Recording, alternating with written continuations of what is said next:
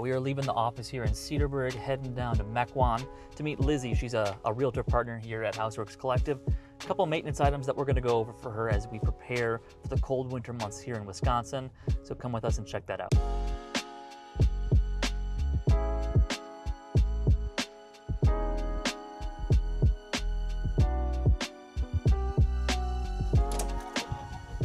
All right, let's do some outside work on this beautiful fall day. One thing most people don't think of, they know to turn off the water to the hose spigots, right? A lot of folks don't actually turn it off inside, so in the basement, and they don't insulate it, which means that it could freeze over in the winter and ultimately explode and put water all over your house. Yeah, not fun. So let's not do that. So let's find a hose spigot we can attach this to and turn the water off. Okay. We're gonna keep walking. So you already went inside and you turned off the water, right? Yes. All right, perfect. So we wanna make sure it's shut off here so I don't get any on me.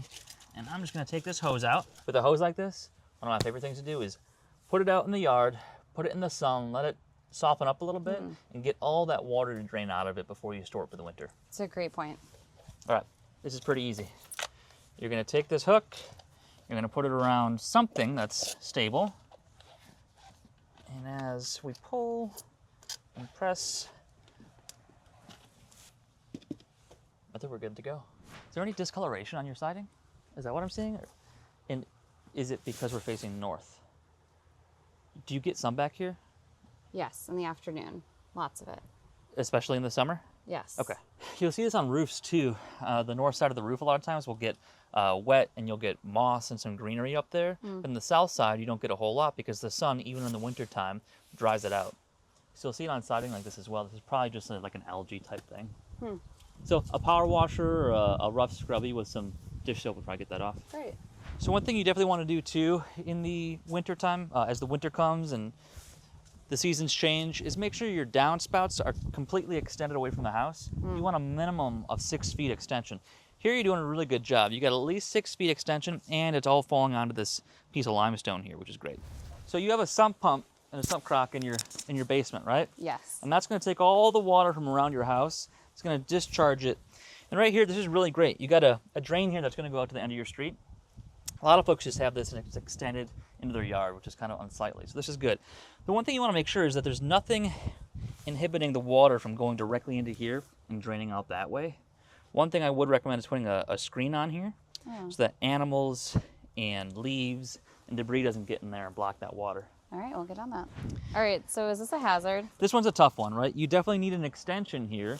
But when you go across a driveway or a sidewalk like this, it's super dangerous, especially when the water runs down and it freezes. Yep.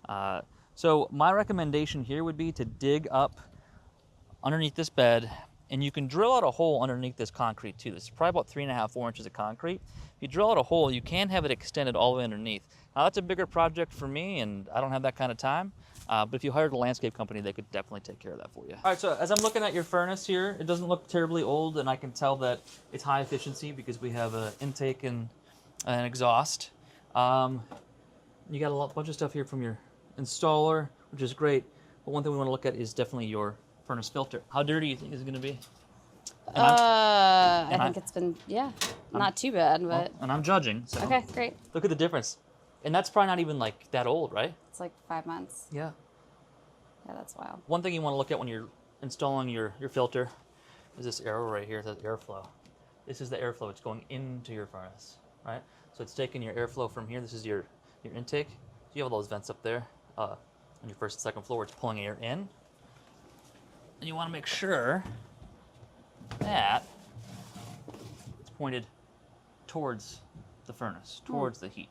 Cool? Great point. So yeah, if you look at this filter, even after just 5 months, with regular wear and tear in the home, and your windows are probably open a little bit in the summertime too, these things start to get pretty dirty. So I'd say replace them at a minimum twice a year.